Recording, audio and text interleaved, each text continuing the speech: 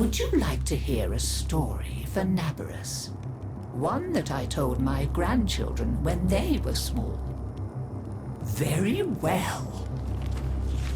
Long ago, in the Orokin days, a golden people lived in spoiled luxury.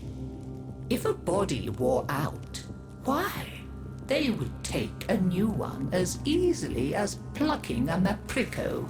Such was the mystery of the Kuva. So, what became of death and disease? Oh, they were abundant, but not for the Orokin. They were above petty death.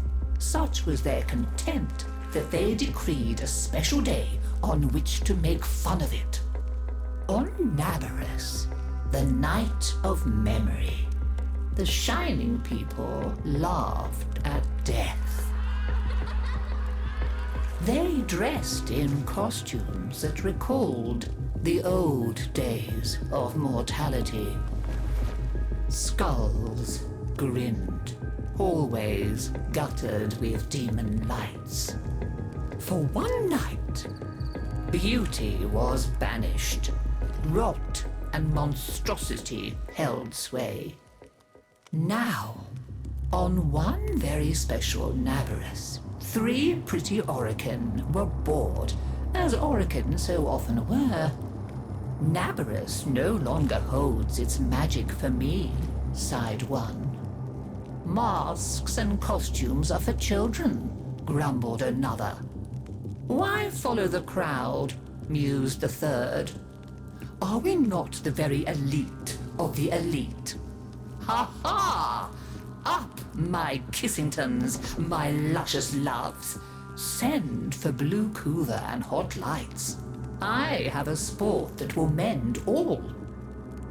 And in the corridor, behind a curtain, a solitary silent girl heard them and said nothing. Then the 3 were very wicked. For what do you think they did? Down into the streets they went, and they caught 3 poor Ostrans and bore them back to their gilded halls. One they peeled like a fruit and decked out with glassy splinters, and his naked jaws went chitter-chatter-snap. And it echoed all around. Scarlet footprints he left.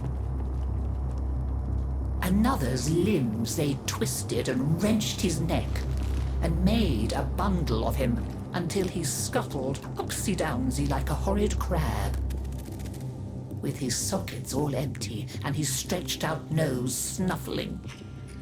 The third they pulled thin in hand and foot. She walked spindly-wise on long tiptoes like a spider, and her entrails hung delicately down. She whispered, split-tongued and hissing as she went. Fine costumes we've made, chortled the 3 Orokin. Let us now try them on and visit our friends. What shrieking there will be! Oh, our names will live forever in the court for such a prank as this. Now, the silent girl brought them their blue Kuva, so they could take on these twisted bodies for only a short time before returning to their own. They drank and slept and woke in their 3 horrid forms. Off they went down the stairs, out the door, into the city, into the night of banners and masks and wild hilarity. Chitter-chatter-snap, scuttle-buttle, whispery-hispery. As you can imagine, there were many screams and laughs. Such cleverness, such wit. But in a high room of the tower, the silent girl looked at the faces of the 3 sleeping Orokin. she went and opened a little ivory door that she was not supposed to know about, and drew forth a flask that she would have been glassed for even looking at. A flask of crimson kuva, the scarlet seal upon continuity, permanent. And she tipped it down 3 cruel throats. With a little laugh, she went skating away, never to return.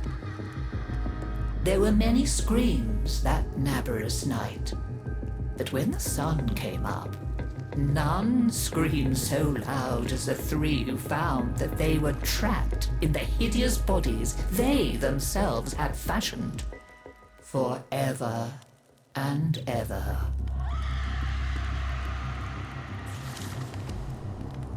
So, listen carefully, Tenno, and beware, for you may hear them coming tonight. Whispery-hispery on long stalking bones, scuttle-buttle with his eyes all empty, and skinless, dripping-handed, chitter-chatter-snap. Happy Naberus!